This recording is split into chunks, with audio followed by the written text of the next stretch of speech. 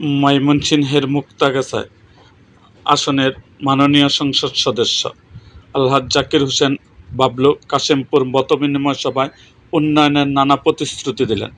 ময়মনসিংহের মুক্তাগাছায় ৯ নং কাশিমপুর ইউনিয়নের রামচন্দ্রপুর মোড়ে অনুষ্ঠিত মতবিনিময় সভায় বক্তব্য রেখেছেন ময়মনসিংহ ৫ মুক্তাগাছা আসনের মাননীয় জাতীয় সংসদ সদস্য আলহাজ জাকির হোসেন বাবলু। বক্তব্যে তিনি কাশিমপুর ইউনিয়নসহ এলাকায় বিভিন্ন উন্নয়নমূলক কর্মকাণ্ডের বিষয়ে ধারাবাহিকভাবে তুলে ধরেন। সড়ক, শিক্ষা, ধর্মীয় প্রতিষ্ঠান, যোগাযোগ ব্যবস্থা ও জনকল্যাণমূলক বিভিন্ন উন্নয়ন কার্যক্রম বাস্তবায়নের প্রতিশ্রুতি ব্যক্ত করেন। একই সঙ্গে এলাকার সার্বিক উন্নয়নে জনগণের পাশে থাকার অঙ্গীকার ব্যক্ত করেন। এ সময় স্থানীয় নেতৃবৃন্দ, জনপ্রতিনিধি, গণ্যমান্য ব্যক্তিবর্গ এবং বিভিন্ন শ্রেণীর পেশার মানুষ মতবিনিময় সভায় উপস্থিত ছিলেন।